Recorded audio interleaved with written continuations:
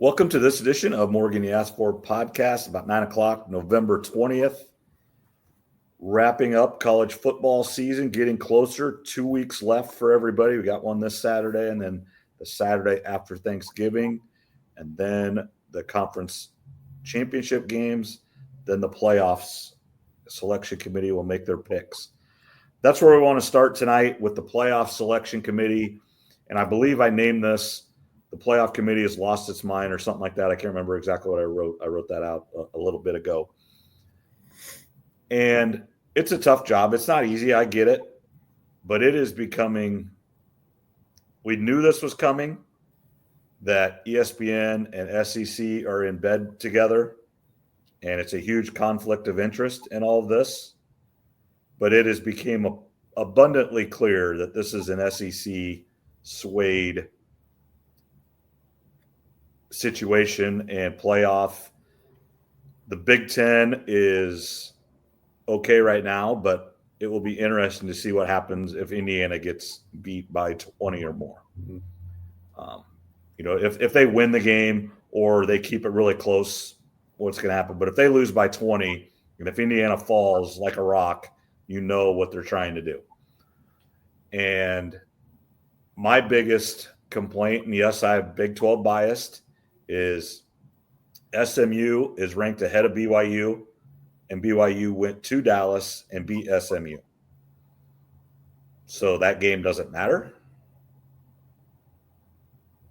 I mean, that they say the committee moves the goal. I guess that's the biggest thing. The committee moves the goalpost every time. They manipulate it. Here's what's going to happen is one of those 2-loss SEC teams is going to get into the championship game and lose and have 3 losses, and they're going to get in over somebody with 1 and maybe 2 losses just because they got to the championship game and they're in the SEC. Now, nowhere in that do I say the SEC is not the best conference in football. It is. It's by far and away the deepest on the best teams in the conference. You can put 6-7 teams of the SEC as probably 6 or 7 of the top 25 teams in the country. I completely agree with that. The Big Ten is very, very top heavy. I think the first 4 teams, Ohio State, Oregon, Indiana so far, has proven, when you're undefeated, you deserve to be there. And then Penn State with their 1 loss to Ohio State. That's a whole different argument that we have had many times, that Penn State can beat everybody but somebody good. But after those top 4 teams, I think the Big Ten is bad. I think they're really bad. And the Big 12 is eating each other up right now for the most part. And we kind of predicted that earlier in the year. Everybody was like, well, the BYU is running the table. Well, if I had to make a guess right now, I'm going to say BYU doesn't even get to the championship game, which is crazy to think about, but that would be my prediction right now. I don't think they even get there. I think it's going to be Colorado, Iowa State, or Arizona State, 2 of those 3 teams that will get there. I want to welcome in Trevor. That was kind of my 2-minute rant there for the playoff committee to start. Let you go rant about it a little bit and your feelings about it, and then we'll discuss. The biggest takeaway I had was the Big 12 is only getting 1 team in. They're all ranked low. BYU, whatever their ranking was, I didn't have it written down, but all the Big 12 teams are ranked low, 14. But there are 4 of them. Yeah. My second biggest takeaway, I think Penn State's the most overrated team in the nation. I don't think they should be ranked where they are. Indiana, I don't know. I just don't know what to make it. Indiana could be, but we just don't know yet. We don't know. James Franklin, I've seen enough over the years. They beat the bad teams, what you're supposed to do, but they can't beat the top teams. I think Penn State's overrated. Indiana, I'm going to give them the benefit of the doubt because we haven't seen it yet. Kurt Snetti is his first year. If he'd been there 5 or 6 years, it'd be a different story. So I think Penn State's the most overrated. I almost think Notre Dame, that bad loss that they did have, but if you look at their wins, they actually have an okay resume in a way. So I don't know what to make of Notre Dame. They're not going to win the national title. We know that. They're just not going to. But, yeah, the Big Ten, I think there's 2 legit teams in the Big Ten, maybe 3 or 4. And at the end of the day, though, I think the SEC is going to get 5 teams in, though. Yep, I agree. I will give Indiana the best. I actually think Indiana right now is getting host. If you took away the IU, their emblem, their identity as Indiana football, and you replace that with Ohio State or Michigan or Texas, or they would be number 1 in the country. I have no doubt in my mind. Maybe number 2 behind Oregon. Oregon's undefeated as well. But if they were Ohio State, they would be number 1 or number 2 in the country with the same schedule. Now, I did see this. So I was watching right when we got on before we hit record here. I was watching McAfee from today, just highlights about the playoff. And I want you – this is the problem with the playoff and the problem with big conferences. I'm going to pull up this on my phone. I took a picture of it. There it is. So number 3, 4, and 5, which is Texas, Penn State, and Indiana. That's ranked 3, 4, and 5. This is the ESPN highlight thing, and their key wins. So I would say this is their best wins. Texas at Vanderbilt at Arkansas. Are either one of those two even ranked? I don't believe so. No, Vanderbilt was, but Vanderbilt's a decent win. Right. But no top 20 teams. Penn State, their key wins, Illinois at home, at Wisconsin. 2 awful football teams, I think.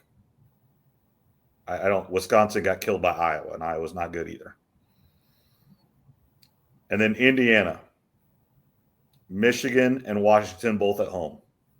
Now, going into the year, that's the 2 teams that played for the national championship last year, so you'd think they were good, but those are 2 teams that are god-awful. That there's questions that Michigan's going to fire their guy not even through an entire year. That's how bad they are. I mean, and yet BYU, who has 1 loss, which is like Texas, like Penn State. Now, the problem is their loss is not, I will say this, Texas's loss is to Georgia, who's very, very good. And Penn State's loss is to Ohio State, who is very, very good. And Indiana hasn't lost yet. But do they want win? Are they looking at the record or are they looking at the wins? Because if they're looking at the record, they're just fine. 3, 4, 5. I have no problem with them being there. But then if they're looking at the record, then Georgia has to be lower. Alabama has to be lower. If the record matters. Then if they're looking at key wins, then Georgia should be up there. Alabama should be up there. I don't, and then these teams should be down farther. We don't know what the committee is looking for. And I don't know what they are, if they know what they're looking for. That's the argument. Are they looking at the wins or are they looking at the record? This is exactly what they're looking for. They're keeping us guessing. This is what they want. They don't want people to know what they're looking for because it creates drama. They know exactly what they're looking for the final week of the season, in my opinion, or after the final week, I should say. They want the best TV product. They know what they're looking for. This is what they're looking for right now is debates, anger. People don't say they don't know what they're doing. The committee knows exactly what they're doing. This is all a show. This is telling me that 4 Big Ten are going to get in, 5 SEC, 1 ACC. There's not going to be 2 ACC teams. Not a chance. There's going to be 1 Big 12 and then Notre Dame if Notre Dame keeps winning. That's what it's going to be. So to me, this is all just drama being drawn out. And, if you were to ask me if I could take away from how the committee does it, who are the 4 best teams in the country, if I could seed it, I'd put Oregon 1, I'd put Alabama 2, Georgia 3, Ohio State 4. That's how I'd seed it. Yeah, now, I don't disagree with that. 5 through 12 is a different. I haven't thought about 5 through 12, but if you ask me the top 4 teams, it'd be Oregon, Ohio State, Alabama, Georgia would be my top. And you could really rank them however you want. Yeah, I think. I mean, I don't think there's, and that is some of the problem this year. I don't think there is a clear cut number 1, number 2 team. Oregon only beat Boise State by 3 at home. They struggled with Wisconsin last week. Oregon, Ohio State, Oregon pulled it out. Ohio State's 1-point loss on the road to the number one team in the country.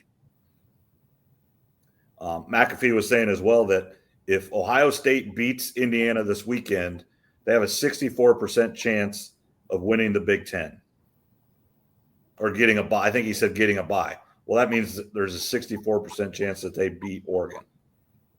I don't know if that's right or wrong, but I give them a heck of a chance to beat Oregon. I mean, it's a coin flip. Yeah, that's going to be a coin flip game if they end up playing, which they probably should, as most of us expect. Ohio State, again, I know I just said they'd be one of my top four, but their quarterback situation scares me a little bit when it comes to a big game. I think if I don't know if you had written down what the playoff had for the beginning games, but it does seem like this is sort of getting sidetracked. It does seem like most of the country, though, is looking forward to the Southern teams going north. Yeah. Everybody's looking forward to that. National sports media is talking about that, which I like. I think you like it too, speaking for you. But that is something that everybody kind of seems to agree on, because over the last 10 to 20 years, these Southern teams, they play these neutral site games per se, and they're not. Yeah, they're neutral, and if they do travel north, they go play in a dome in Indianapolis or somewhere like that. Now, I'll give Alabama credit. They played at Wisconsin this year. That's a little bit different. So I'll give them a little bit of credit this year, but historically they don't. They'll go play in Atlanta or in the Superdome in New Orleans, which technically home games, or they go play in Jerry World. But teams from the South refuse to go north in general. I remember a few years ago, Georgia went up to Notre Dame and played. And it was the first time in like 50 years that they traveled north of the Mason-Dixon line. Yeah, they don't want to go north, and you can't blame them. You look at Super Bowl winners over the last 40 years. How many dome teams have won a Super Bowl?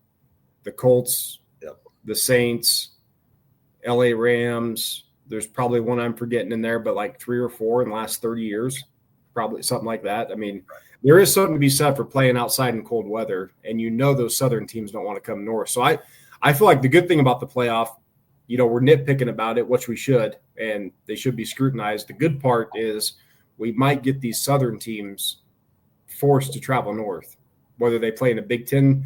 This year, it looks like they're going to play in a lot of Big Ten stadiums and Notre Dame potentially, but there'll be years where maybe they have to go to Iowa State or in Nebraska, Colorado, or some of these other schools, Utah, BYU, which are just as cold. Now, unfortunately, Colorado has one too many losses, but Colorado is the intriguing one in the Big 12. If there is a chance to get 2 teams in the Big 12, we got to have Colorado. Colorado's the one. Because of who's on their team, they have 2 of the best players in college football. You could maybe argue the top 2 players, but at least the number 1 player and then a top 5. Sanders is a top 5 player for sure. Hunter is the best player, and it's not close. And then they have Deion, who is a show in its own. So if Colorado is playing in the playoff, which I guarantee that's who ESPN wants to win the Big 12 now that they're in place to do it. That's the one team that the Big 12, if there's any hope of getting an at-large team, is Colorado. I agree 100%. And at-large, if the Big 12 is going to get 2 in, it's going to have to be Colorado winning the Big 12 championship against a 1-loss. Well, then it'd be a 2-loss BYU team, something like that. But unfortunately, they're going to have 3. If Colorado doesn't win the Big 12, they're going to have 3 losses, so they're not going to get in. That loss to Nebraska is really going to hurt them. But they're playing way better now, and it's just like Iowa State's 1-point loss to Texas Tech is coming to get them. If they don't lose that game, they are in control. But now they're not in control. Now, looks like they're playing better. They're going out to Utah this week. Utah does not look good. But I don't care what you're doing. You're traveling out west. You're playing at altitude. You're playing in the evening. The weather's going to be pretty good. I was a little worried about that, but last year they went out to BYU, which is essentially the same place, and put on a pretty good show against BYU. Iowa State just needs to win. You win your next 2 games, and you just see where the chips fall. Essentially, you want Arizona State to beat BYU, and then you'd love to have Kansas beat Colorado, and then you actually might be in control again if they both would lose. But you just need one of those two things to happen. And then there are some other things that can happen as well. But those are the two essentially most easiest ways for Iowa State to get in the Big 12 championship. But you have to win your 2 games. If you don't do that, it doesn't matter. Yeah, starting with Colorado first. If they were to get in the playoffs, even if they win the Big 12 championship, I wonder what the committee would do. Would they give them a bye, or would they maybe plug them into that 12 spot, Colorado at Ohio State? That's the game that everybody keeps seeing as the BYU, the SMU, or the Boise State going to Ohio State. That's kind of the game we've chalked up as that early game on Saturday that no one's gonna care about, but the kind of the game that they're gonna offer up to the NFL. Now, if it's Colorado at Ohio State, that's a primetime game. That may be Friday night game type of deal if that was in Colorado in that spot. Yeah, they're going to try to – I mean, Colorado's a big-time TV draw. Yeah, I don't know. Do you want Dion talked about for another – you can control that by ranking Colorado high enough where do you want Dion in the news for another week and get them a bye? Yep. No, I agree. I think there's a chance if they won the Big 12 that the committee may try to put them as one of the 4 and get a bye. That way they stay in the news, like you just said, another week. Because I don't think Colorado's good enough to go on the road to any of these teams and beat them. But, it's a TV show like we talk about. So if Colorado does win the Big 12, that's going to be that's the wild card. They can do anything they want. They will. I'm going to make the call right now. We can mark it down. If Colorado wins the Big 12, they will get a bye. They will jump Boise State because they want Dion in the Fiesta. Let's just use the Fiesta Bowl as an example. I have no idea which one they'll go to. It doesn't matter. Fiesta Bowl, Travis Hunter, Shedeur. They want all 3 of those guys talking to ESPN all week on McAfee, on Get Up, on all those, on game day, whatever it is, they want them on that as much because I do think Hunter is going to win the Heisman now. I think he's done enough, unless something really happens bad these next 2 weeks, like he get hurt and hardly play or something. I do believe he wins the Heisman now. He's just done too much to not win it, and no one has jumped out enough. Totally agree. Travis Hunter should be the Heisman winner, playing both sides of the ball. It's insane. And I'm glad to see a non-quarterback hopefully win it. Ashton Genty's up there, but he's dropped off. He'll get runner-up. He'll get runner-up too. Yeah, he'll get runner-up, and that's okay. But I do kind of like it that it's not a quarterback, which we're starting to see more and more of. It doesn't always have to be a quarterback. Now, it's never going to be an O lineman or a D lineman as much as we want it to be. That's probably never going to happen. But it is nice to see some other positions be in the mix. And it has happened over time, running backs and wide receivers. But I do think that Travis Hunter is definitely the Heisman winner, or should be right now, or the front runner. For Iowa State, I mean, I sent you the text. They stopped the bleeding. Yep. So they got to win out. They got to do their job, but there's still hope. And this is what – to me, this is what makes the playoffs so much fun, is you can drop a game or two and you're still in the mix, at least. Right. Years ago, that would have never happened. You'd have to go undefeated to even have a chance. And even if you went undefeated, you might not get in. Yeah. Yeah, Iowa State is not in the playoff mix. Now, until this year, and so many more teams. And this is what I'm really interested to see now with the Big 12, 99.99% chance we'll get one team in. All the bowl games are essentially going to be the same, where the pecking order is whatever. I don't even know what the pecking order is anymore for any of the conferences. But with 4 teams or 5 teams from the SEC and Big Ten getting into the playoff, those conferences aren't going to have enough eligible teams to fill their bowl game responsibilities, are they? That was one thing that it's a good question, because I was looking at bowl game projections the past few days, and the bowls used to be really strict. It'd be Big 10 versus 12 or SEC versus Big 12. those were the matchups. And now I don't know if there's any rules for the bowl games necessarily. Like it's a free for all, which it probably should be. But no, for Iowa and Iowa State, there's still some good bowl games to be met. Iowa's out of the playoff for sure. Iowa State still has a chance, but that's why I see that text. Like I didn't know if you'd been looking at any of the possibilities. I did see one that had Iowa State versus Duke.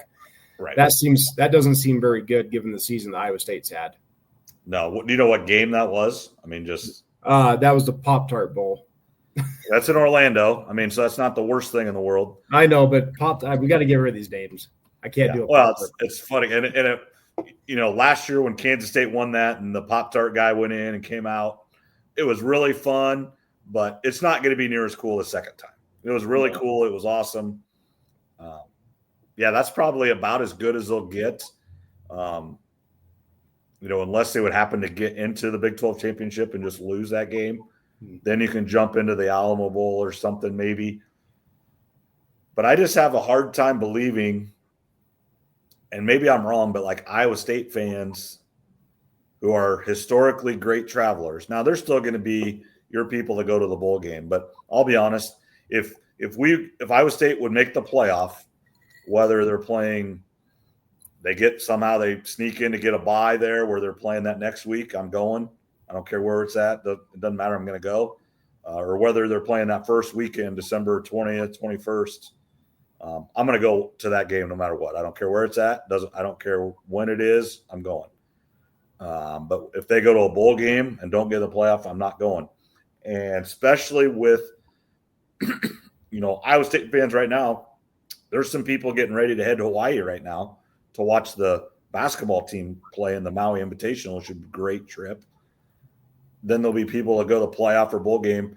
And then quick turnaround next August, there's a lot of Iowa State fans going to Ireland. I'm not going to do that either. I'd love to go. I want to go. The timing is just not good with the start of school. It's just not good timing. I wish it was a week earlier. Or even actually a week later would be better, not right when school starts. It's just kind of hard. And then if I went to Ireland, I'd want to be there for a week or so just because I don't know. I don't just jump on planes and fly places everywhere. So. Yeah, if you're going that far, you want to spend at least 7-10 days if you can over there. So that's that. I always forget about that too. And then the Hawaii trip that you brought up with basketball. So Iowa State's they've got a lot of stuff going on right now. And then, if the basketball team gets where they want to get, you're going to have some travel there in the NCAA tournament. You're going to have a first couple round. I mean, a 99% chance they're going to make the tournament. So you're going to have a lot of them are going to go to Kansas City, the Big 12 tournament, which is fine, which is fun. Then you're going to have a Milwaukee or a Denver or a Wichita. Those are kind of the nearest ones. If you should be a 1, 2, or 3 seed. So you're going to get a preferred place, but then you could, for the Sweet 16, it could be anywhere. It's Indianapolis, it's Atlanta. I know those two. I saw two of them. I would say it was a 2 seed in Atlanta. Was one I saw. I think Lenardi had up, but there's obviously those are in bigger cities and farther away. And then, excuse me, if you would happen to get to the Final Four, then that's just another expense. It's really awesome being projected to be pretty good and doing things really well, but it is very expensive as well. Yeah. When you start winning a bunch of games in basketball, football, these other sports, you got to pick and choose what you can go to because unless you're rich, you can't do it all. And, of course, you're a teacher. You got a schedule to keep, what you mentioned with the Ireland game coming up next year, which I keep forgetting about that. That's going to be pretty cool. I mean, I would assume game day is going over for that, right? We haven't even talked about that, but yeah, that's against Kansas State. I mean, there was a little bit of. I mean, it's not going to happen now, and you knew that, but there was a little bit of, how many times could you play Kansas State in a row? Because I mean, there's an opportunity where Iowa State, Kansas State play last game of the year, and then there was a chance that they could play each other again the next week in the Big 12 championship game, and then depending on everybody's record, you could have ended up playing each other again in a playoff. And then first game next year. I mean, so you could have almost played like 4 straight times. It had just been kind of funny, or at least 3 times in, 6 months or whatever, or 8 months, whatever it is.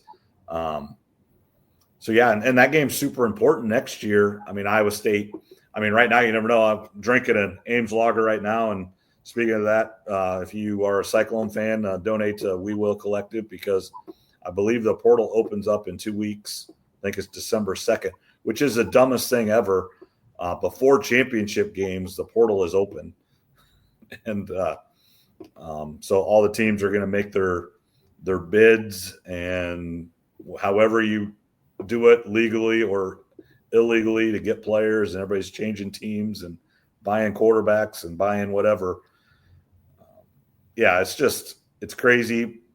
And how many teams, like Caleb Johnson for Iowa, there's no way he's playing in the bowl game, is he? I mean, I think if you're Kirk Ferentz, you don't, even if he wants to, you don't let him play, do you? Oh, Kirk will let him, because Kirk wants to win that game for the seniors. But yeah, I don't know. Speaking of Iowa, they've got a game coming up. They've yet to win a road game this year at Maryland. This is a game they should win, you would hope.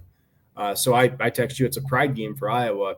The season is what it is. Even if they win the last two, 8-4, don't get me wrong. If they get a good bowl game versus an A&M or an LSU, I'll be excited to watch it the day of. But this is a pride game for Iowa on the road. They need to win this one. As far as Caleb Johnson goes, I mean, I wouldn't blame him whatever decision he makes. But if he wants to play in the bowl game, I'm sure Kirk's going to let him. I just don't think you let him. And then I actually heard, I think it was Joey Galloway on Get Up this morning, McAfee was talking about it, that he actually is kind of said, if you're Indiana, should you sit the quarterback? Because he's so important. He's been a little bit banged up. He's not 100% healthy. Because even if you lose this game, there's a good chance you can still get in the playoff. You sit him. You have that reason. The playoff committee is supposed to take injuries into account when you're not playing a game. So that saves them from, let's say, get beat by 30. Well, my quarterback didn't play, and I won every other game. You only got one loss. Your one loss is a number 2 team in the country. Maybe number 1 after it's all said and done, when that, if they go beat Oregon in the Big Ten title game. Without my quarterback, they're getting in, I believe, if you don't play your quarterback. It's gaming the system. It's not right, but I understand what Joey Galloway was saying there. I totally get what he's saying, but the older I'm getting, I'm getting away from that theory. I used to be of that. I think football, you have to play to win. I think you put your players out there to win the game when it comes to these situations. Oh, yeah, because if Indiana goes and wins this game, then we have a whole different argument. Mm. Even if you lose, a little bit of Ohio State, what do you do with them? Even if you lose, even if you go out there with I think the pendulum is swinging too far of protecting the players, and I used to be that way too. It's like when it comes to the NFL draft.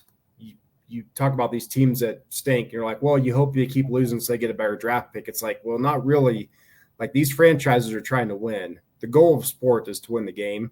So I'm starting to get back toward that old school of, I don't care if my quarterback's a little banged up. Let's play to win the game here. Because I think that matters more than trying to protect your player per se. I mean, I 100% agree, but I know you agree. Yeah. I just understand. People are like, well, that's not right. And I agree, it's not right, but I understand where they're coming from. Because if you go balls to the walls trying to win and you lose by 30 this weekend at Ohio State, how far do you drop? Because, you can say what you want. Indiana basketball is a brand. Like, if Indiana basketball is in this situation, they're number 1 in the country, and everybody's rocking and rolling and ready to go, and talking 1987, 1982, 1977. Bobby Knight's, getting replayed again, and you got Isaiah Thomas coming back. Indiana football is not that. And they would rather have Auburn or not Ole Miss or Tennessee in that playoff this year than Indiana on a true because the playoff committee gets all that money, and if Indiana's hosting a game that first weekend, they don't make as much money as if that game happens to be in Tennessee. One, the stadium is about 2.5 times bigger in Tennessee, and 2, it's just a way bigger exposure for Tennessee than it is Indiana. Yeah, no, I get what you're saying there, but I think when you look at the rankings right now, they're clearly stating the 4 Big Ten are getting in, and then I think 5 SEC are getting in, whatever 5 that is. But even if Indiana loses this game, I still think they get in. They'll drop some, but instead of Indiana hosting a home game, Indiana will be on the road. Right, they'll be one of the bottom 4 seeds there. At a Tennessee or at an Alabama or whatever, at an A&M. But yeah, I think the committee has made it pretty clear that 8 or 9 of the top spots will go to Big Ten and SEC, and then the other 3 or 4, give or take, will be. So I do think you're one off there. You're saying 9 or kind of it's got to be 8 because Notre Dame is in as long as they win, and that takes a spot. And then 1 Big 12 and 1 ACC for 12, right? And then 1 Power 4 team. So Power 4 has to make it. Yes. Okay, so yeah, then it'd be 4-4. You're right, 4-4 then. Yeah, Boise right now it's essentially going to be Boise State or Army. That's right. And they're actually, and here's what's crazy. There actually is a chance that the Big 12 could get left out of this whole thing, like not in the playoff at all, because it is the top 5 ranked conference champions. And if somehow Army goes and beats Notre Dame this weekend, and then would go beat Tulane, and then go beat Navy, and they're undefeated, and then Boise State wins out, and let's just say kind of somehow the winner of the Big 12 ends up with 3 losses or even 2 losses. Let's say Iowa State would run the table, and they'd have 2 losses. Army could sneak in front. Boise State's already in front. The Big 12 would be the 6th conference champion ranked. Then the Big 12 could get left out. Or, I mean, if it's the same situation, if it was the ACC or the Big 10 or SEC, which would never happen, but because then you'd have the Big 10 champ, the SEC champ, the ACC champ, the Mountain West, which is Boise State, and then the AAC or Conference USA, whatever Army is in. So there's your top 5 conference champions. And so then that's a good point. Yeah, my guess would be, okay, take my numbers out of it. My guess is there'll be probably an even split of Big 10 and SEC teams. 4 and 4. Yeah. Okay. Since Notre Dame's in. Now, let's say Notre Dame would beat Army, get Army out of there, but then they would go lose to USC, which I don't think will happen, but could. Then you are going to get. Then I think that 5th. Then I think Notre Dame's out, and then that 5th SEC team would jump in for sure. I think in the first year they would definitely want to make sure that ACC and Big 12 at least get a team in. Yeah, I don't think they'd want to. I don't think they'd want to deal with the backlash of one of those not getting in a 12-team playoff. It wouldn't feel right if those 2 conferences couldn't at least get 1 team in, right? Oh, I agree, but and there's still lots of things that have to happen. I mean, Army could go beat Notre Dame. I don't think they will. I think Notre Dame. I hope they do. But then, I mean, let's say Army beats Notre Dame and then goes and loses to Tulane, which they could do that as well. That would actually be the best for the Big 12 if that would happen, because then that would kick Notre Dame out. Maybe. Mm-hmm. Then you're having a conversation where then you might be Notre Dame or Colorado-ish. And the committee would do Notre Dame, but then you're having that discussion of that second Big 12 team in. Let's say if Tennessee would lose again or it's another upset where there's not those 5 SEC teams that all have 2 losses. If one of them would get another one. Yeah, part of this goes back to what we talked about last week. Shame on the SEC. This is what they get for only playing 8 conference games. They deserve this because some of this would be eliminated if they played 9 conference games. Some of these tiebreakers and head-to-heads would be taken care of. Yeah, more teams would have to play each other. You mentioned something, though, that I hadn't thought about, and this is just totally random, but could you imagine I don't know how it would work, but if Colorado had to go to Notre Dame for a playoff game? Oh, yeah. It'd be crazy. That would be a big one. You'd have the Catholics versus the hype machine of the Sanders crew in Colorado. That's a primetime game right there. Well, somehow, I mean, you could have Miami headed to Notre Dame or Notre Dame head to Miami. That's not that far fetched. That's the old school right there. If a little bit, if something would happen where, like I said, they wanted to get Colorado wins the Big 12 and they want to get Dion that bye, so they kick Miami out. For some reason. I mean, Miami doesn't have any good wins either. They just haven't lost very much. So, or they just lost that one game. So that's the problem. I mean, essentially all these big conferences, some of these, the schedules are so off. I mean, Texas doesn't have a top 25 win, and Georgia's played like 6 top 25 games. It's just, does anybody think Georgia can't win the national championship even though they lost? Absolutely they can. They might be the best team in the country. That wouldn't shock me one bit. If you put them in, they win the whole thing. Yeah, Georgia better be in my opinion, right now. So, yeah, the whole committee thing, I think what they're doing right now is it's a mix of who they think, but also a mix of how to get people talking. Oh, they're talking.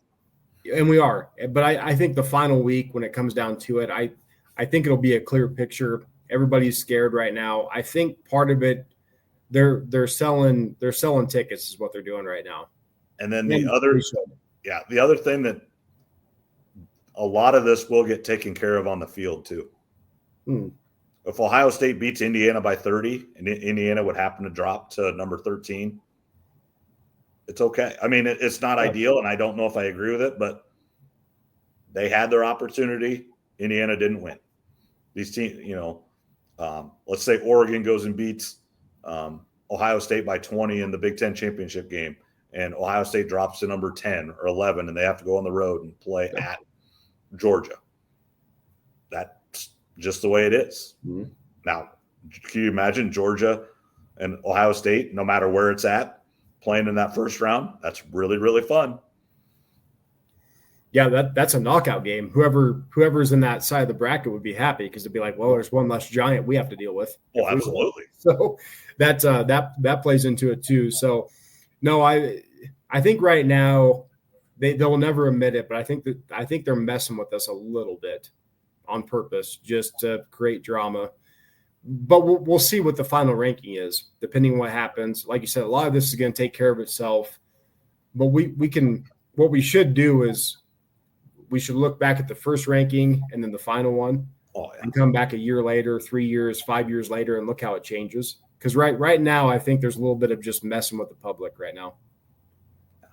It could be, but it's – and the other thing is the AP poll is very old, out of date, and essentially the playoff committee poll is within one or two teams, one spot off. That's the other thing. It's like they're not doing things on their own. They're just using that AP poll. And that's a little sad too. I wish they were a little bit more on their own, watch teams, and just if they think Georgia's the best team in the country, put them there. If they think, don't put them at number 8 just because that's what the AP poll has a matter, whatever it is, it doesn't matter. I think a little bit that's what they're doing too, and but it makes everybody talking about it, and lowly people like us on a schmuck podcast doing it, talking about them. No, that's exactly right. I love it. I mean, I was last night watching it.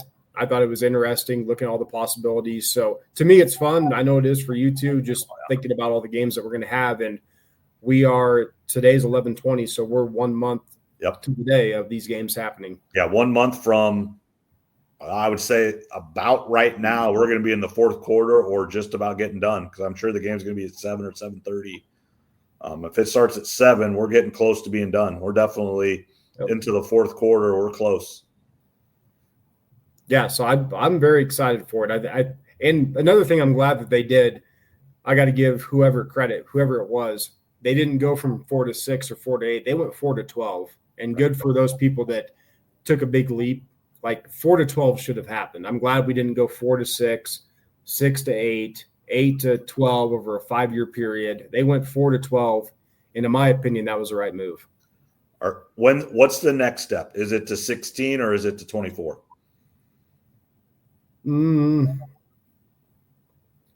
16 feels right to me. I agree. Number. I think 16's fine, and I think that's good. I don't mind 24. If you go with 24, I think this is what you do. I think every conference champ gets an automatic spot in, even like the Sun Belt and all the MAC champ gets in. You make those championship games matter, just like they do in the NCAA basketball tournament. If you're Ball State in the MAC, you have to win your conference championship to get into the playoff. And you have that, it's all right there for you. Just like right now, Ball State in basketball, they could go, now basketball's different where essentially every team gets into their conference tournament for basketball. You could go 0-30, you win 4 games in 4 days or 5 games in 5 days, whatever it is, you're in. No questions asked. If it goes to 24, I think that's what you need to do. So that would be like half the teams in, and then you can take 12 at-large teams. And that would get your 4 ACC, 4 more SEC, 4 more Big Ten, 1, or a 5 and 5. That'd get you your teams that you need. Yeah, I don't mind that either. But we do know it's going to expand, obviously. Right. Yeah. But we're on the right track. We're on the right track. So I'd probably be fine either way, whatever number they decide to go with, because I see the pros and the cons for both of it. Yeah. We've talked about before with the NCAA March Madness tournament, 68 or 74 teams make it now technically, or I think it's still 68, and I think there is some projection to go. Is it 2 more games? So that'd be 4 more teams. So maybe that's 72, and essentially they're making it just another game or 2, like a first 4. Instead of the first 4, it'll be like the first 8 or whatever it is. Yeah, that's already too many teams. We've talked about it. That should be sliced in half, but it's all about money. So or you double it and you go to 128. Yeah, you slash it. I mean, then you just get essentially let all 65 Power 4 teams, wherever it is, in, and then you bring in 60 other teams and let's have one big tournament and let's see how she goes. Yeah, that's another way to do it, I guess. I think the NCAA basketball tournament, too many teams make it anyway, but it is fun. It's single elimination. We've had that debate on here before, but I feel like the college football playoff, somewhere between 12 and 24 is the right number. Just like the NFL playoff has gone to 14, 7. That feels like the right number. I don't want to see them go to 16 because then that's 50% of the league makes playoffs. It needs to be special. Yeah, it does. It still does need to be special. So whatever number they decide to go with, I would get both sides. I'm just glad it's not 4 though, because I felt like 4 was not enough. So whether it's 12, 16, 24, whatever they decide on, I think will be okay regardless. All right, just kind of one last thing. Do you think Iowa State wins this weekend at Utah? No. Okay. I mean, I think it's going to be hard. There's some speculation it could be Kyle Whittingham's last. It's senior night there. I mean, That's just reality. Could be Kyle Whittingham's last game. I think that's serious speculation, but I think there's some definitely smoke there. He's been there a long time. I think I'm right about. Well, he followed Urban Meyer there. Urban Meyer's coached, retired, coached, retired, coached, retired. I mean, yeah. Well, he's the Kirk Ferentz of the West. Yeah. And I think actually he might be him, Mike Gundy, and Kirk Ferentz are all pretty within like a year of each other. They are. And this was the one game. It's nothing against Iowa State. This is the game that I circled before the season that I thought was going to be trouble. And for all the reasons you just said, I think Iowa State's the better team, but Utah is they're the stable program of the Big 12 over the years. So this is not going to be an easy game for Iowa State, I don't think. And I'm not saying Iowa State can't win it, but I think Utah wins. I've been higher on Utah all year than you have by a couple spots, not by much, of course. But I I'm worried about Iowa State in this one. Yeah, this I had Iowa State at 10-0, which I really wasn't that far off. I mean, the Kansas game got out of hand, but the Texas Tech game, and then I had them losing this game. I mean, this was the one game when we did the win-loss in August before the season started. I had them losing this game. Now, I also thought Utah would be right in the mix for the Big 12 championship game. I mean, I kind of thought this might be two about undefeated teams, two top 10 teams in the country. We were really close with Iowa State being that. But we're not close with Utah. I think Wilson, Zach Wilson's little brother, is getting a little bit, better. Obviously that they kind of had BYU beat and kind of lost it. They got kind of handed to them by Colorado, but Colorado's playing really good football right now. And I agree. It's going to be hard. Iowa State, I think, is a 6.5-point favorite. I mean, I am a betting man, but if I was betting on this game, I would definitely bet Utah with the points. But I do think Iowa State wins, but I do think it's really close and maybe a little bit like last week where maybe it's a struggle to start a little bit, but Iowa State plays better in the second half. They've kind of been that way most of the year. Iowa State actually is getting a little bit healthier, which is crazy to say. And Haycock, that first quarter's kind of rough, and this isn't the only year it's been. Now it's very glaring this year, but he does get better as the game goes on. And in the second half, even the Kansas game where they gave up 35 straight points there in the second quarter, the second half they only scored one touchdown on offense. Now they had the pick six as well, but they did only give up one touchdown in the second half, even against Kansas, in a game that got out of hand in the second quarter, but they figured something out in the second half to get a little bit better there, even in a blowout. Yeah, this is going to be a tough one. I mean, It's for Iowa State. I mean, they don't control their own destiny, right? We know that, but they sort of do now. So it's a must win. It's just this one worries me a little bit. Utah's going to be a tough out here. I do think Colorado right now is the best team, and then Arizona State. I know I had them ranked 2 in the Big 12. They're the wild card to me. Like I think they might be the second best team in the Big 12 or maybe the 6th. I don't know what to make of Arizona State yet because a lot of years they're just not that good. But I think right now, actually, I mean, if you had to start the Big 12 all over again, Kansas might be the second best team. Kansas could be if they go beat Colorado this week, that'd be the 3 straight weeks that they beat the top 3 teams in the league. Take out Arizona State. You could make an argument that Arizona State's one of the top 3. But people forget Kansas was picked to finish in the top 3. I think it was Utah, Kansas, and I believe it was Oklahoma State. Mm-hmm. It was. Utah and Oklahoma State are the worst 2 teams in the conference, and Kansas was till a couple weeks ago. But Kansas, they were making a big deal of it when they were playing Iowa State. Kansas held a lead in almost every game, and even a lead in the fourth quarter. And it was like they had a 90% chance to win like 4 of their 5 losses. Mm-hmm. So it's just – and then they aren't making those critical mistakes. And Daniels, maybe he's a little bit healthier now, or some other people are healthier now. And they're showing what kind of team they maybe are or should have been all year. And it's just the way it is.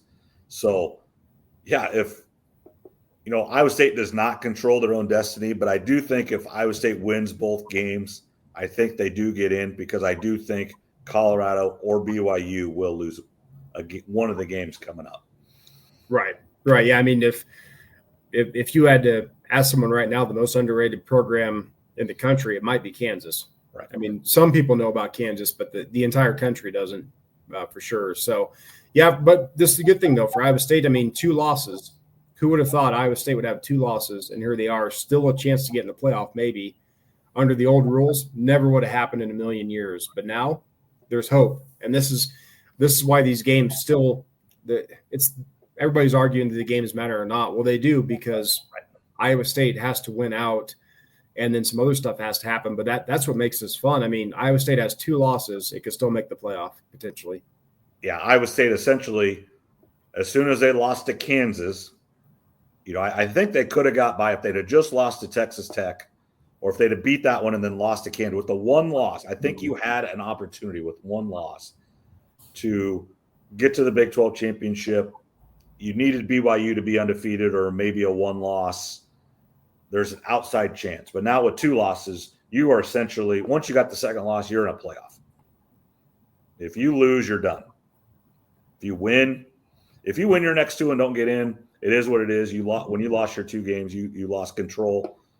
But again, Iowa State has never won 10 games, ever. And if Iowa State would win this week or next week, they've actually not won 9 games in a regular season since 1906.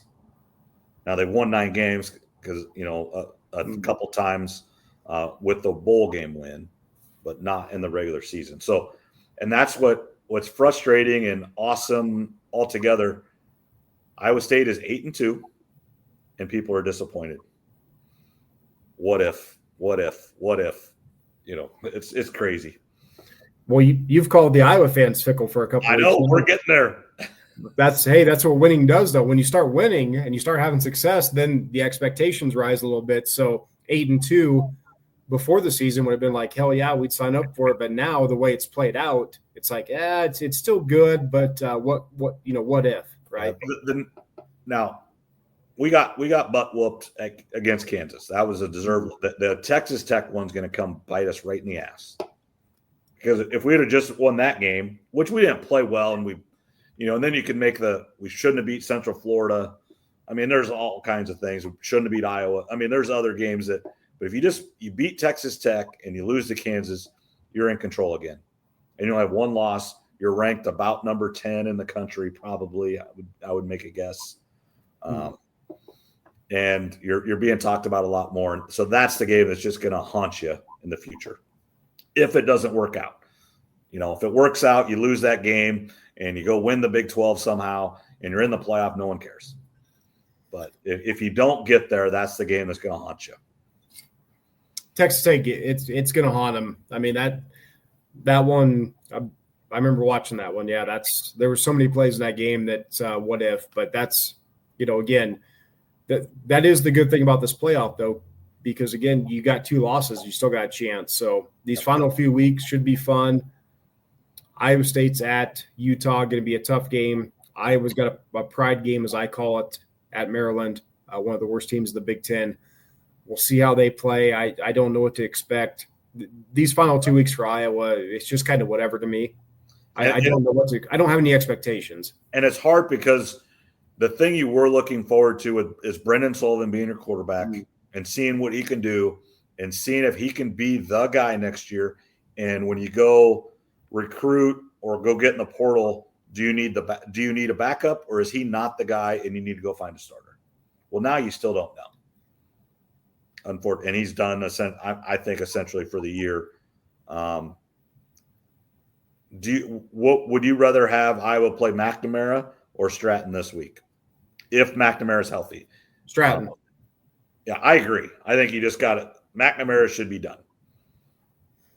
Yeah, I mean, he could be the backup for the game, right, if they get hurt or something. But you asked if who's going to be the quarterback next year. We know who it's going to be.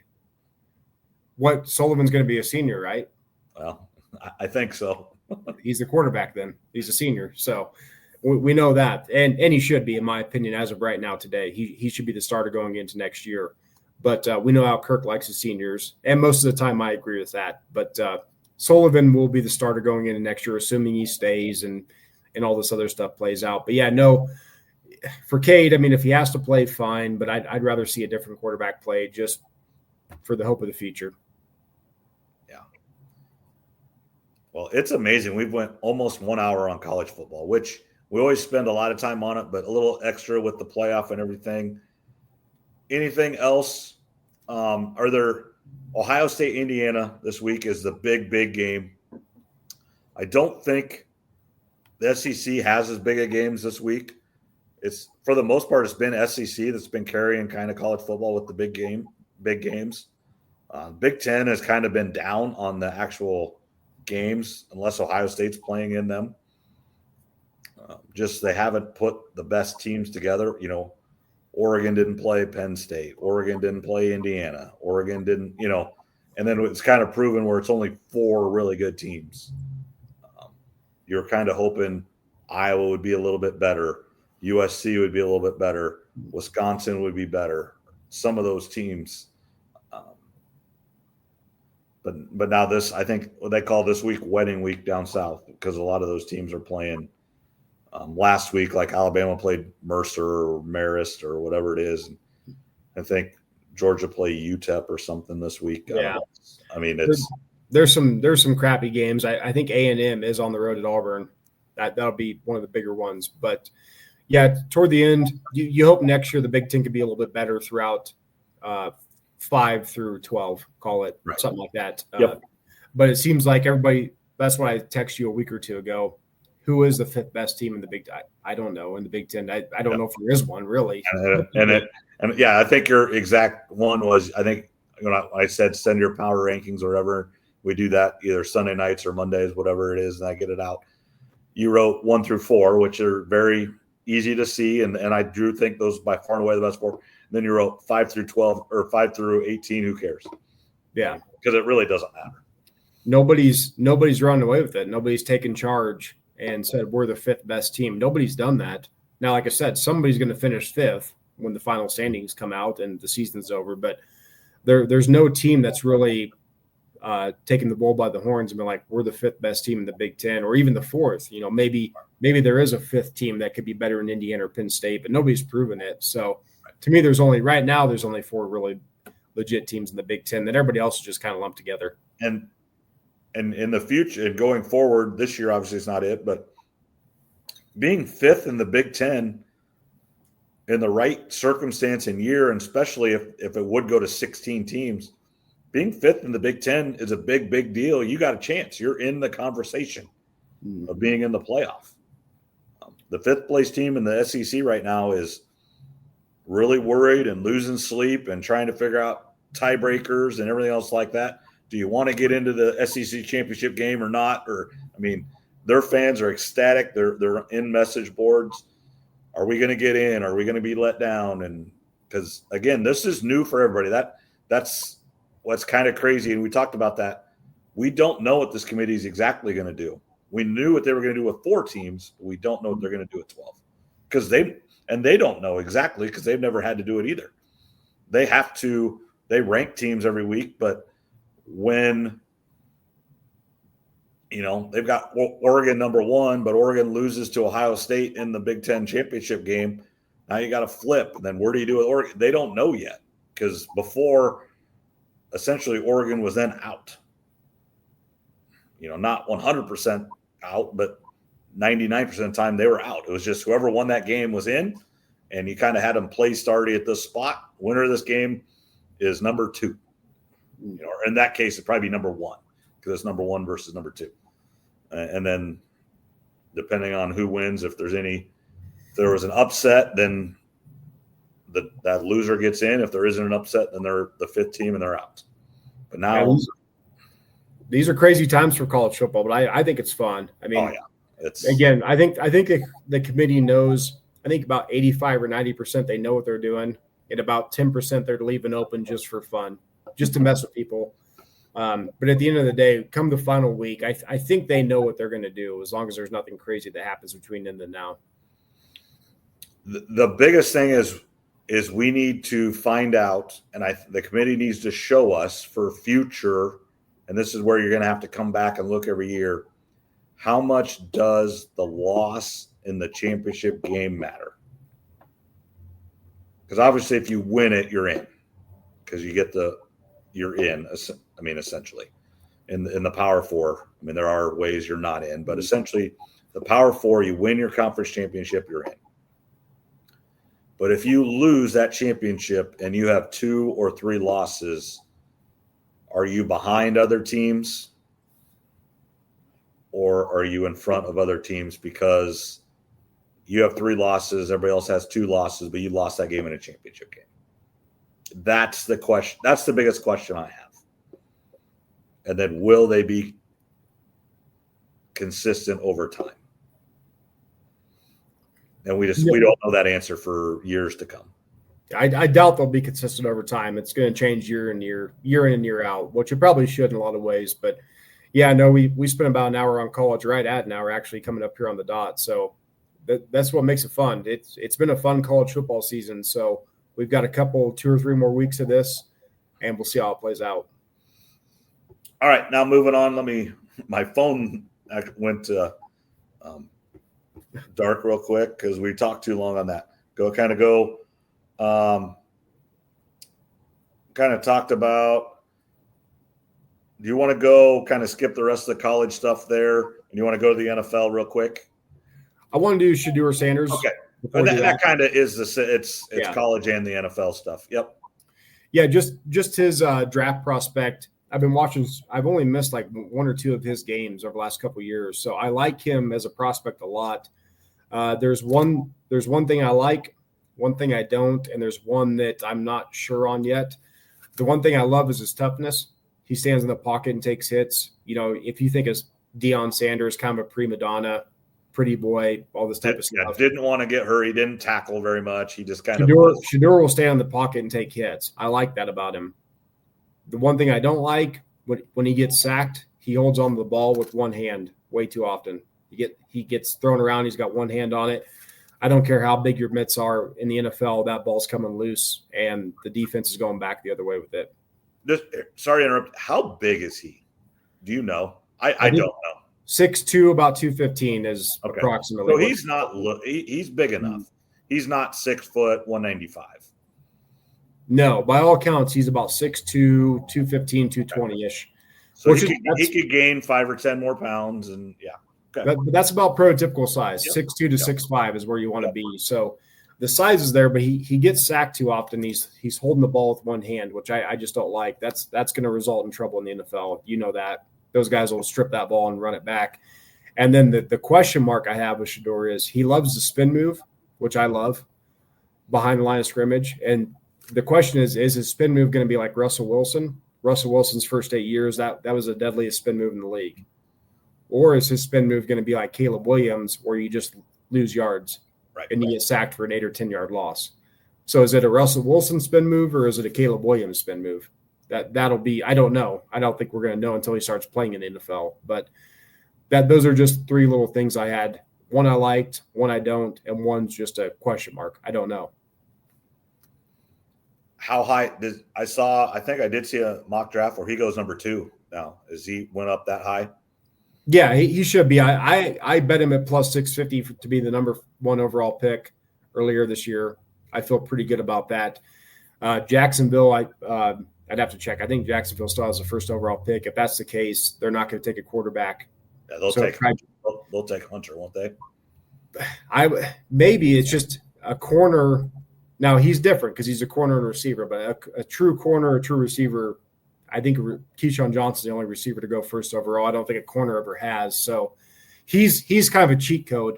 I did bet Kelvin Banks and a couple other guys to go number 1 overall way, way earlier in the year. I'm talking 30 or 40 to 1 odds, $5.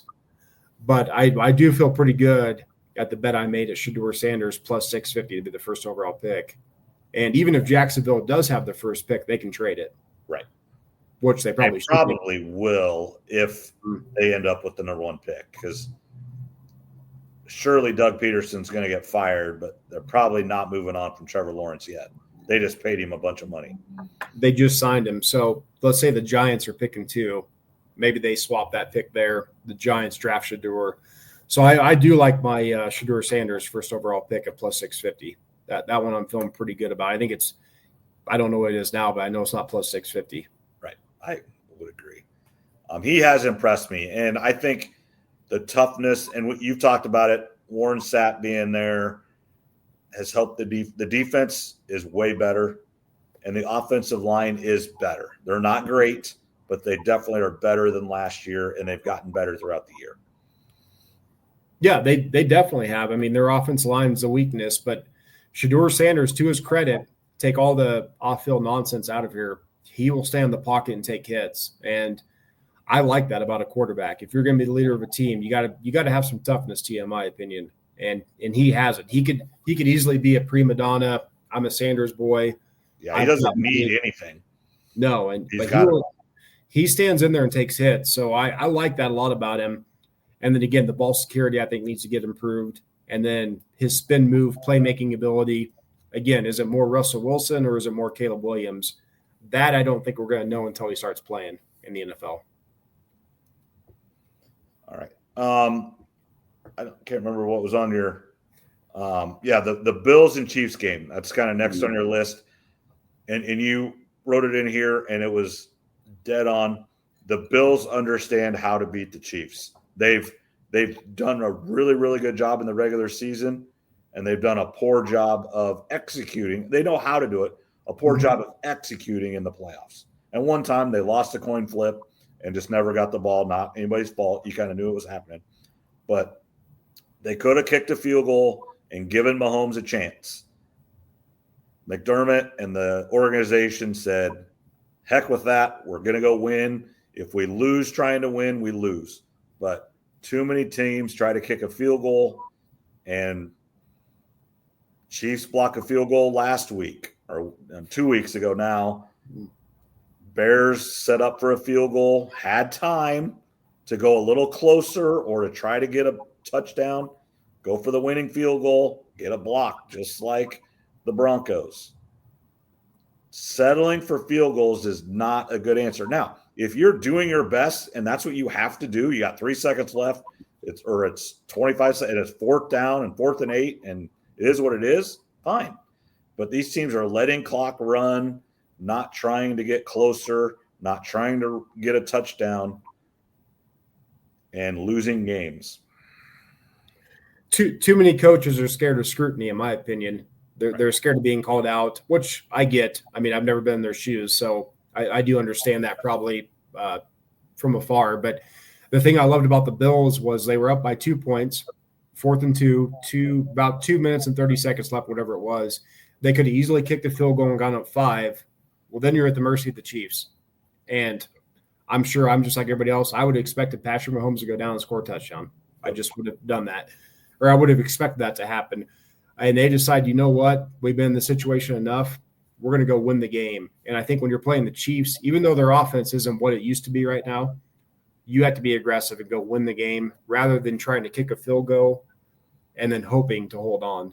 Right. So that's what the Bills did. And I have to give them credit. I mean, that was a big-time play there by the Bills and Josh Allen.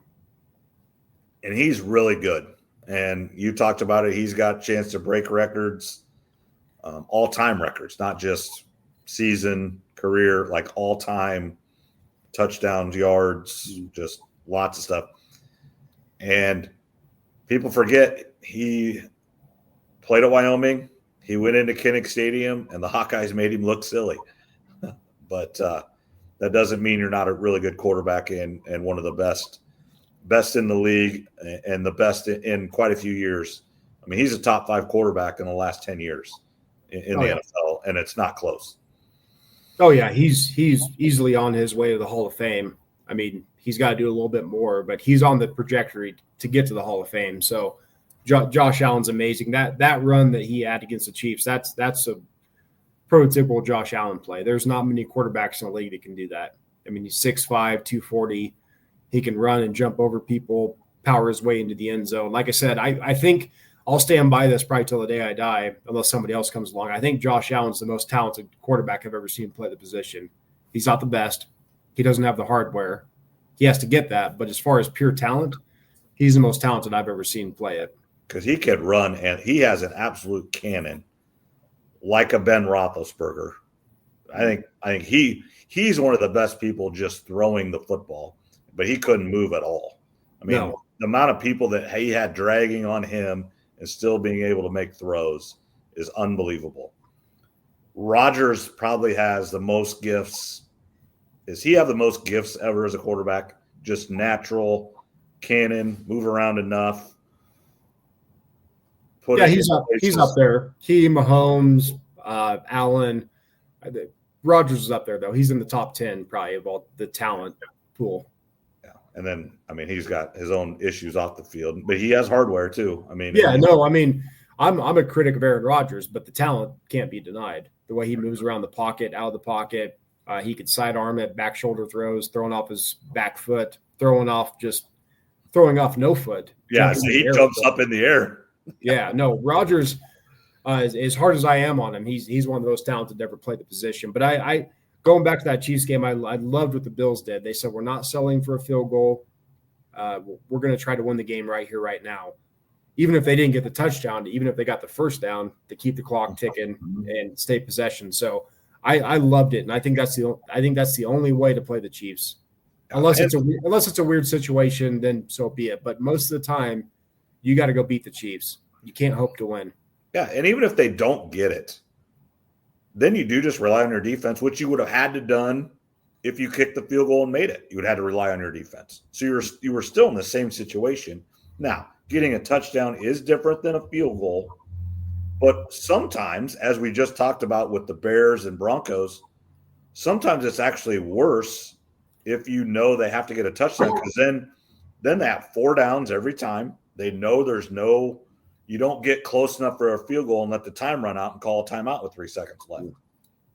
When you know you have to have a touchdown and you know you're going to most likely use all the clock. And then did Butker kick in that game or not? Or is he out now? Or was he kicking in that game or not? No, the Bills were up by 2. Butker was out in that game. He's going to be out for the next 3 potentially because he's on the IR. So Butker didn't come into play for that game. He will, though. His absence will, though, because a lot of games come down to 3 points or 7 points. We know that in the NFL. Basically, 1/3 of all the games every week come down to one score, whether it be a touchdown or a field goal. So his absence will be felt. But they should get him back playoff time, though, thankfully for them. So, right. No, I was impressed by the Bills. I thought that was an important win for them. It gives them confidence, too, if they meet in the playoffs. And then just kind of continue into the NFL talk. The AFC is a gauntlet. I don't know. At this point, it could be Steelers, Bills to go to the Super Bowl. I don't know. I mean, AFC is a gauntlet this year. Are the Chargers sneaking up? How high have they snuck up for you? They're not sneaking anymore. I told you last week I thought they were a legit team. So I think the AFC right now, I think the Ravens might be one of the lower teams in the AFC for me. They're up there in the league in penalties, which is not good. They were last year too, and I always forget about penalties. I have to remind myself, look who's leading in penalties, because that'll come back to bite you in the playoffs. You can't have dumb – you can get away with a dumb penalty here or there, but you can't have multiple per game, and the Ravens have that, and they have it again this year. So that's a problem. The Texans are still a little bit injury prone, and then the Broncos are young with the quarterback. But the other 5 or the 4 or 5, they look pretty good. So I don't know who's going to come out of the AFC. Obviously, the Chiefs are still the bet, but this might be a year where maybe the Chiefs don't make the AFC Championship game. I'm not ready to say that yet, but it's on the board. Yeah, Harbaugh just wins. It's not pretty. I mean, overall, he plays an ugly style of football. I don't mind it. I actually like it, but just in the general scheme of today's football, it's an uglier style, but he wins. It's an Iowa Hawkeye style in a way. Yeah, you talked about that before. And he gets the people to buy in, and here's what he builds it from the lines, and then he goes out, and he doesn't care. He already had a quarterback. He didn't need to get a different one. He's just going to have him play a little different, and he's doing really well there. And when you have a good offense and defensive line, you got a heck of a start. You and I believe in that. The trenches and quarterback is where it starts. That's what Harbaugh believes. That's kind of the Iowa Hawkeye way. Let the other team make a mistake. Now, the NFL is a little bit different. You got to actually have some quarterback play regardless at the end of the year. So, but he has that in Justin Herbert. I mean, Herbert, you and I have been as high on as anybody. Yeah, so we've loved him since the moment he walked into the NFL. Yeah, so the AFC, I mean, Chiefs, Bills, Chargers, Steelers, Ravens might be the 5th team, Texans, Broncos. I mean, it's going to be a tough one. Then switching the NFC, it looks like Lions and Eagles. Yep. and the Lions are blowing people out. I mean, they don't care.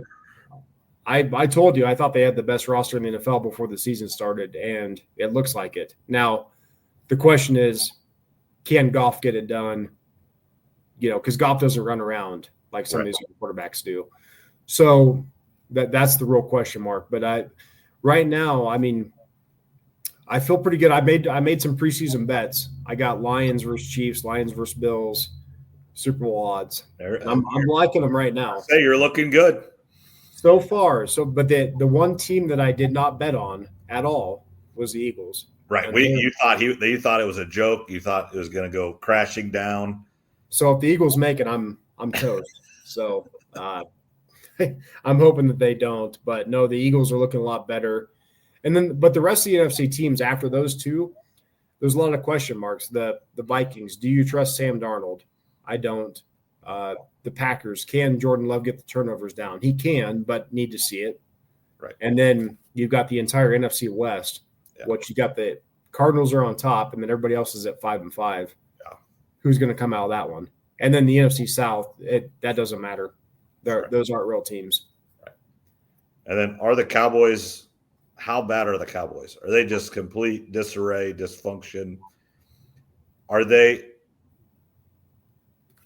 Is Jerry Jones man enough to go hire Belichick? And does Belichick even want any part of that?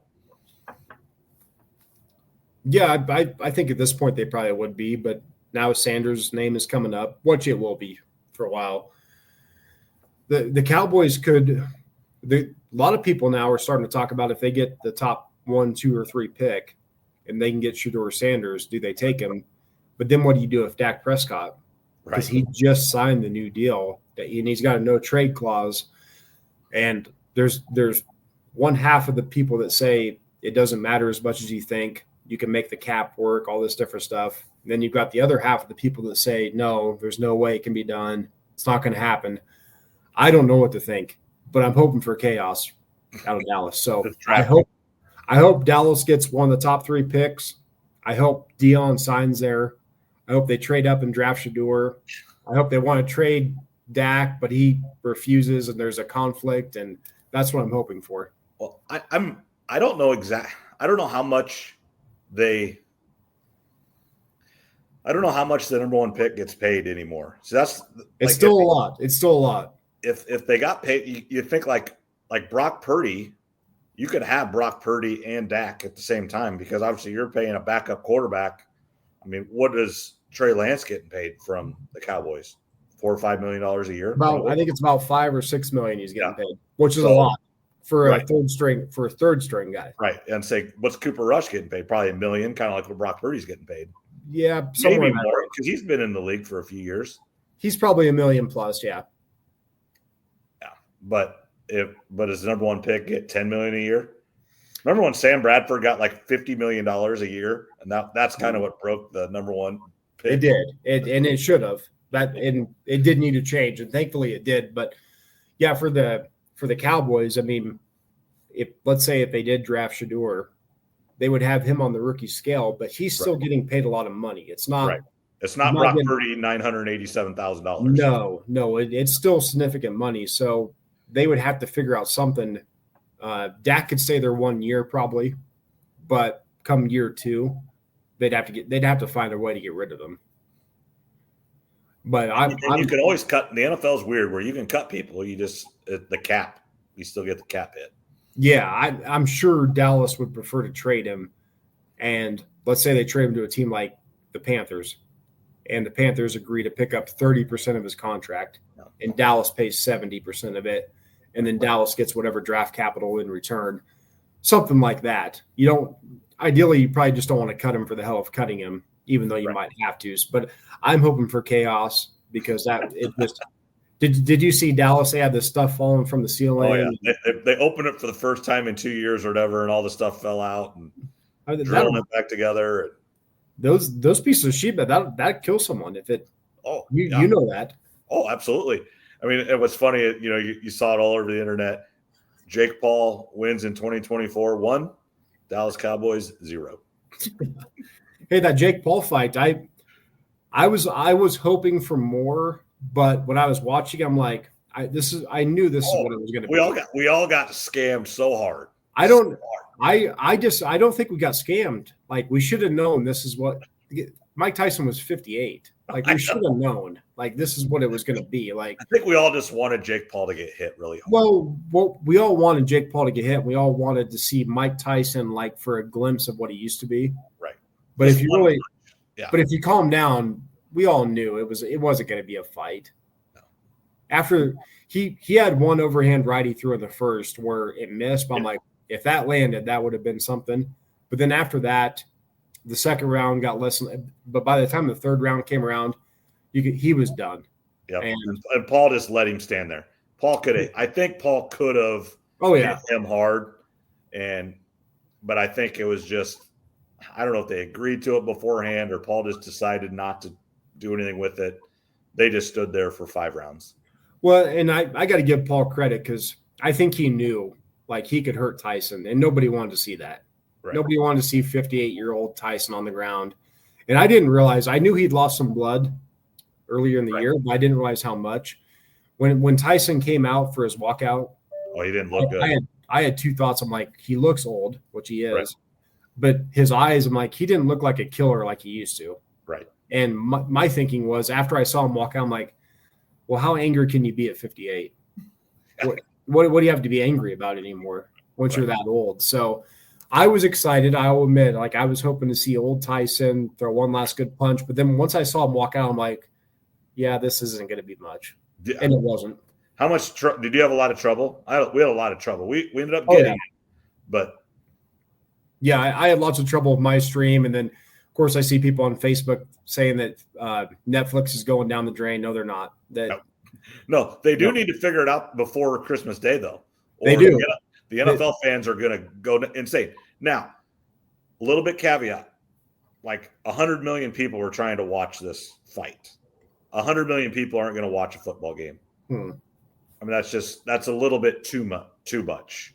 And the funniest thing was it Antonio Brown that was just screenshotting the big screen, and everybody was like 7.5 million people were just watching on Twitter on his Twitter feed because he was doing it live. So Antonio Brown was the unsung hero of this whole thing. But yeah, no, Netflix will get it figured out. It was a good test run for them, but I see all the people complaining. I get it, but people love this. We love this. Oh, it's what else do we have to do on a random Friday or Saturday night? I mean, everybody watched. And guess what? If Jake Paul fights Conor McGregor, everybody's going to watch again. Oh, absolutely. Now, the only thing that I think they do need to figure out, they need to get better announcers. The announcers were not good. And Rosie Perez, what was she doing there? That was really bad. They need to get – and they got the Michael Buffer impersonator. I mean, I think he actually does, but just he looked like him trying to, but obviously they didn't want to pay for him. They need to make it a little bit more professional. Mm-hmm. And I understand this was an exhibition. This wasn't an actual heavyweight championship fight. But that girl fight before, that was good. A good fight. And watching them punch as many times as they did, that one girl punched or landed like 100 punches in one round, and there weren't 100 punches thrown by Mike Tyson. No, you're right. The announcers do need to get better because if you're going to promote this thing as a big deal, which it was, then go all the way. Don't get these boring announcers. Get some over the top announcers. Get whoever. But it needed to be Joe Tessitore. He's a great boxing announcer. Yeah, or get Pat McAfee if you want to go over the top.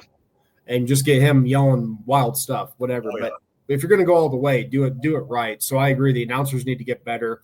The women's fight was the best fight of the night. And that's the flip side to all this. 2 things was those women had more eyeballs on them than they ever would have before without this. And then 2, everybody's making fun of the fight. I actually think it's kind of impressive to look at Mike Tyson at 58 years old. He's in better shape than 95% of America. 99% of America. 99, yeah. I mean, so I actually think it's kind of impressive, even though I was disappointed, but I didn't get too upset about it. I saw a lot of people were just very, very angry. It's like, if we sit back we knew this. Deep down, we knew. We just in our heads, we had this thought, none of us, we're old now, and we don't really even know who Jake Paul is, and we don't know why he's even famous or makes all this money. And we remember Tyson killing people in the first round with one punch, and we wanted to see that one more time. We wanted one more glimpse of glory. We didn't get it. And you're right. Jake Paul's he's this entrepreneur YouTube guy, but he's got it figured out. So he got paid $40 million to stand there and fight a 58-year-old guy that he knew he wasn't going to lose to. And this ain't his last fight. He's got a few more of these up his sleeve before it's all said and done. And guess what? We're all going to watch. Oh, absolutely. Yeah. And Netflix did a really good job of not charging. It wasn't a pay-per-view on top of your regular monthly fee that you pay. I think that was really smart by them, and maybe do it one more time like that, and then jump into that extra $10 or something like that. You know how it's going to, I mean, we know what this is all about. It's all about money, but do a couple of these. The NFL, same thing, just on your regular monthly subscription. And then all of a sudden you're going to have Chiefs Bills playoff game, and it's $10 on Netflix, boys. Or, I mean, they could charge more. Yeah. That's what's going to happen. Don't kid yourself, and don't be shocked when that happens. No, it's coming. The NFL is going to start charging for individual games. It's coming, and then it's going to be the pendulum swing. It's going to get way too far where they're going to overcharge. Yep. And then they got to figure out what the price point is. And then the public's going to swing back the other way. And just like most things in life, it's going to come to a middle. And it'll work itself out, but it's going to take people saying, you know what? I'm not paying $10 for an individual football game. No. It'll come to that, but they're going to test it as long as they can, though. College sports are coming that way right now, where you have to have so many. You have to have Peacock, you have to have Paramount Plus, you have to have ESPN Plus, you have to have Big Ten Plus if you want to watch the Hawks. I'm just trying to think. A bunch. There's a bunch. Yeah. Yeah. Fox. I mean, it's just. I mean, you got now. The Big 12 is going to go to TNT and TBS in a trade for inside. The only good thing, the Big 12 was involved in a trade. Like 27 football and basketball games go to TNT and TBS, but inside the NBA does live on. It's going to ESPN. That is a good thing. That's the best show out there, arguably. So that was a little bit of good news there. and overall, it's good for the Big 12, and in that you are going to be able to, on your Dish Network or on YouTube TV, go to a channel and watch the game instead of ESPN Plus. Getting in and out of streaming apps is hard, and that's why on Christmas Day, those Netflix games, they're going to have huge numbers because people aren't going to tune in and out. They're going to see that the consistency of the people watching, they're not going to change the channel at commercials. It's too hard. It takes too long to go back and forth. It's not go from CBS to Fox to ABC in a half a second. No, that's a real thing. If you go to one of those channels for a football game like you're talking and you got a good stream, it's almost like you don't want to mess with it. Right. Don't screw it up. Right. Because you might lose a connection. That's what happened during the fight and some of these others. So you're right. People are going to be less reluctant to change the channel as often. Right. And that's where that's why you have more people having multiple TVs, because then you can have like this, like I had on earlier today, which it's a whole different. Iowa beat Kansas in women's basketball in Sioux Falls, and then Iowa State got boat raced by UNI tonight in girls basketball. It was really bad. I'll be honest. UNI made Iowa State look pretty silly. Iowa State's got some work to do.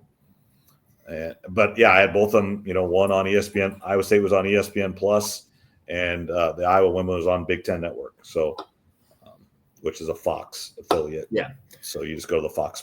I go to my Fox Sports app or whatever, and then it comes up on that. So, speaking of the Iowa women, they looked really good. They look pretty good, and probably the most impressive thing I've found with the Iowa women this year is they've got 3 or 4 freshmen that are playing, and the freshmen come in and they look like they're juniors. They don't miss a beat. They shoot the ball. They're not scared to shoot. A lot of times when freshmen come into a sporting event, they're scared to shoot the ball, pass the ball. They don't know what to do. These freshmen come in aggressive. And probably the scariest thing about Iowa is Cynthia Falter's not scoring yet. Yeah. So, again, I don't know how far they're going to go, any of this type of stuff. We need to see more, but looks pretty promising for Iowa women right now.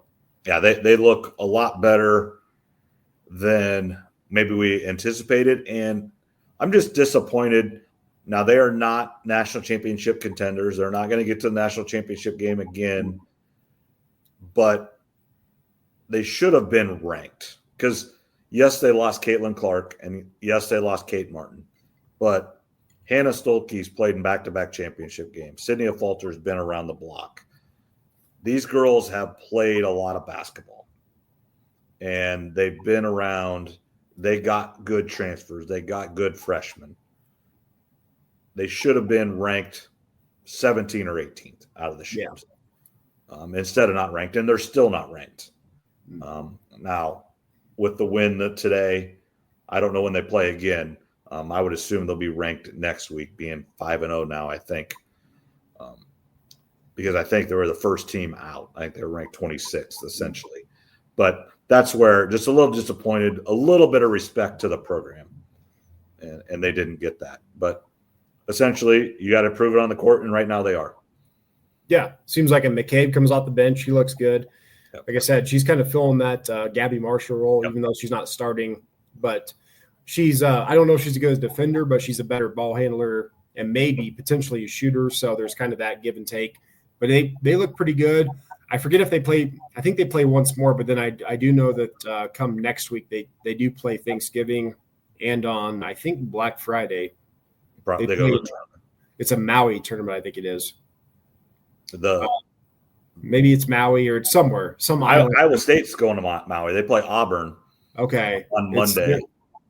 According to the Yahoo app, they play somewhere nice. It's gonna be warm. Yeah, that's good. Yeah, Iowa State men play Auburn. So I think as of right now, it's number 4 versus number 5 in the first round of the tournament out in Maui on Monday. And then they're going to play 3 games. You don't know who you play after that. But it's all good teams. You go out there and win that, you're going to be ranked about number 1 or 2 in the country. You go 2-1, you're just fine. Probably stay about the same, depending on who you lose to, win, whatever. Go 0-3, it's not the end of the world. You drop a little bit, and you kind of go back to the drawing board and you get everybody's attention and say, all right, we're not as good as we think we are. Let's get back to work. But good. And then on Thanksgiving night, I'm pretty sure Iowa State plays South Carolina. So we'll see. Yeah, the Iowa women or Iowa State women, I mean? Iowa State women. Yeah. Iowa State women play over this next month. Iowa, UConn, South Carolina. They really needed to not lose tonight, but maybe that's what get their attention. Yeah. No, I'm looking forward to it. Next week we got, like I said, plenty of sports on. I'll probably be back either Tuesday or Wednesday. I'm sure I'll see you if you're around. Yeah, I should be around. I'm going to my parents on Thanksgiving. My parents actually went back down to Florida today. They flew back down there. My uncle's not doing very good, the one I went down for a week. So that's a little bit in flux. They're scheduled to come back Monday, but that you never know with that situation, it is what it is. You go with that, with family and everything there. But yeah, I'll be around, and Thanksgiving's supposed to be at my mom's on Thursday. And then we got the Iowa State game Saturday at home. But yeah, we'll be around and stuff. So. Okay.